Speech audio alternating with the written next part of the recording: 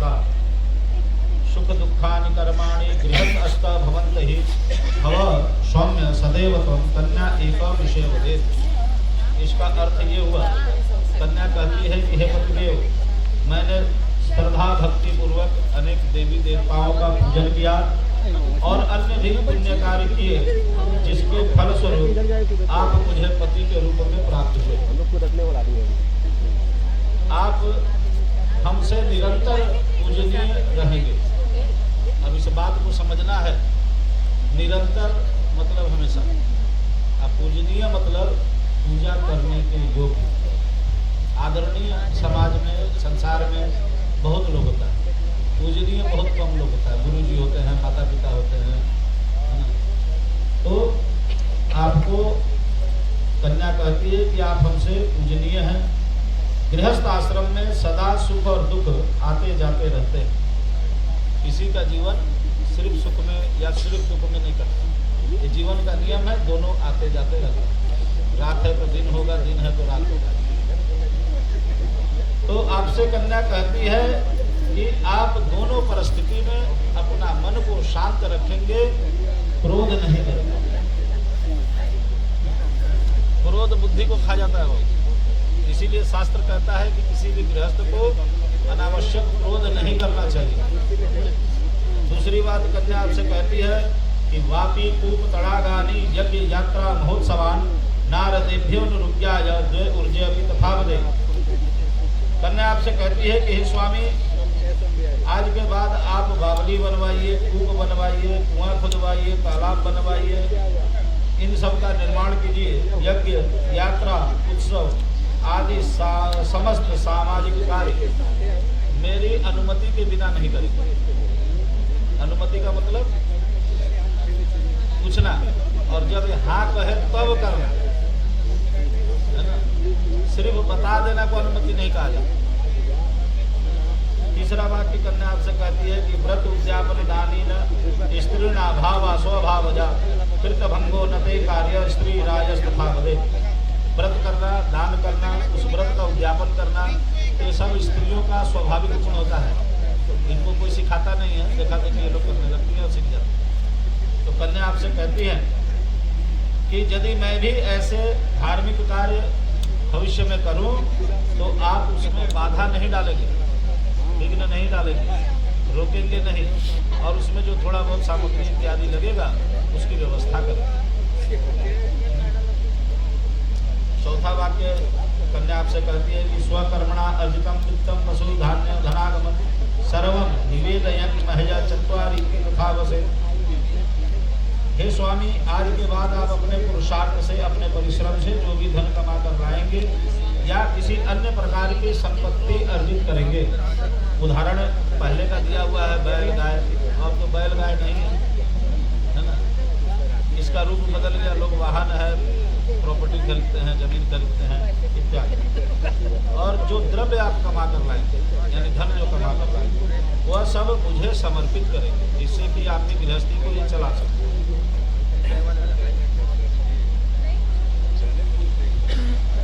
पांचवा वाक्य में कन्या कहती है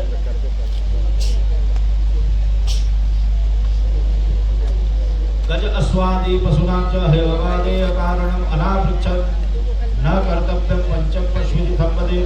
आज के बाद आप किसी प्रकार की संपत्ति की खरीद और बिक्री दोनों मुझसे पूछे बिना नहीं करेंगे। कभी कभी ऐसा होता है हमारे जीवन में कि कोई चीज़ को बेचना भी पड़ जाता है, फायदा नहीं दे रहा है, नुकसान है, या पड़ा हुआ है तो उसको बेच दो। तो ऐसी परिस्थिति में इनसे सलाह लेना है, इनको सब चीज़ बताना है, और इनकी आज्ञा इच्छा हो तब एकांत करना है। इसके बाद छठवां वाक्य में कन्या आपसे कहती है कि भूषणानि विचित्राणि रत्न धातु मयानि च ददान्य प्रतिगृहणात् षड् ऋतवापि संवदे। आज के बाद आपके घर वालों के द्वारा इनको किसी प्रकार का आभूषण, वस्त्र या अन्य कोई वस्तु उपहार के स्वरूप में या नगद धन इनको उपहार के रूप में दिया जाएगा, उसको आप वापस लेने की कृपा नहीं करें। सातवां वाक्य में कन्या आपसे कहती है कि गीत वादित्र मांगल्या बंधुना च गृहे सदा अनाहुता गमिष्यामि तथा मां प्रतिपादय। आज के बाद मेरे मायके में नैहर में किसी प्रकार का कोई उत्सव होगा, किसी कारणवश सूचना नहीं मिला, हालांकि अब ऐसा होता नहीं, मोबाइल का युग है ना, तो पहले ऐसा होता था। तो इसमें कहा जाता है कि अगर आपको किसी कारण से सूचना नहीं मिला, निमंत्रण नहीं मिला, तो अगर ये आना चाहेंगे तो आप इनको रोकेंगे नहीं और अपमानित नहीं करेंगे। इसके बाद वर का वाक्य है, वर भी 5 वाक्य कहता है कि क्रीड़ा शरीर संस्कार समाज उत्सव दर्शनम हास्यम पर गृह आनंद से पोषित भर्तिका। वर कहता है यहाँ पर कि जब मैं घर पर रहूँ तब अपने शरीर को सजाओ, तरह तरह का प्रसादन करो, सारे शिकार करो, परंतु जब मैं परदेश गया रहूँ कमाने के लिए या अन्य किसी कार्य से, तो ये समस्त कार्य सौभाग्यवती स्त्री को कम कर देना चाहिए।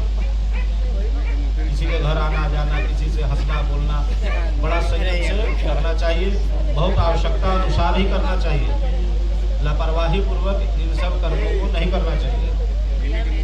दूसरा वाक्य वर यहाँ पर कहता है कि विष्णु वैश्वानर साक्षी ब्राह्मण जाति बांधवा पंचमम ध्रुव मालोक ससाक्षी तो ममागता। इस विवाह के 5 साक्षी होते हैं। पहला भगवान विष्णु, पहला भगवान विष्णु, दूसरा अग्नि देवता, तीसरा ब्राह्मण देवता जो विवाह को संपन्न कराते हैं, चौथे अपने भाई बंधु और 5वां ध्रुव तारा। ये सब इस विवाह के साक्षी हैं। बिना साक्षी का कोई भी कर्म निष्फल होता है। इसलिए हम लोग कोई भी शुभ कार्य करने के पहले कम से कम कोई नहीं है तो एक दीपक जरूर जला लेते हैं जो हमारे कर्म का साक्षी हो। तो इतना आपका ये 5 साक्षी है। इसके बाद वर कहता है कि तव चित्तम मम चित्तम वाचा वाच्यम च न लोभे व्रते में सर्वदा देय हृदय स्वबरा।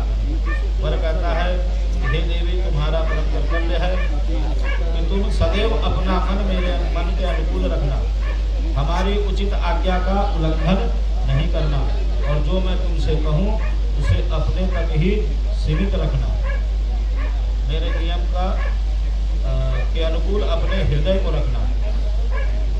इसके बाद वर कहता है मम तुष्टि च कर्तव्य बंधुना भक्ति राधा मम आज्ञा परिपाल सके बाती व्रत परायणे। तुम्हारा परम कर्तव्य है कि जिस प्रकार से मुझे संतोष हो उसी प्रकार का कार्य करना, मेरे माता पिता भाई बंधुओं के विषय में आदर पूर्वक और भक्ति भाव रखना। भक्ति भाव किसके प्रति रखा जाता है? भगवान के प्रति। जैसे भगवान का भक्त से संबंध होता है, ऐसा संबंध बहू को अपने सास ससुर के प्रति रखना चाहिए। शास्त्रीय बात है। समय पर भोजन तो पशु को भी दिया जाता है। अगर मान कर रखिएगा तो पशु को भी दिया जाता है भोजन। इसके बाद वर कहता है कि बिना पत्नी धर्म तक प्रथम धर्म आश्रमाणा प्रवर्तते तस्मात् त्वं मम विश्वास भव मामांत दाने। इस गृहस्थ की गाड़ी को चलने के लिए 2 पहिए की आवश्यकता होती है, जिसको पति पत्नी कहते हैं। तो यहाँ पर वर कहता है कि पत्नी के बिना गृहस्थ आश्रम धर्म का पालन नहीं हो सकता, अतः तुम ऐसे कार्य करो कि मेरे विश्वास की पात्र बनो, मेरी वामांगी बनो और मेरी सहधर्मिणी बनो, है ना। कोई किसी से बड़ा नहीं, कोई किसी से छोटा नहीं, सहधर्मी होते हैं, है ना। किसी में कोई श्रेष्ठ कोई न्यून नहीं होता।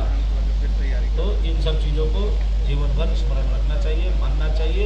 इससे हमारा जीवन बड़ा आसानी से सुखपूर्वक और शांतिपूर्वक चलता है।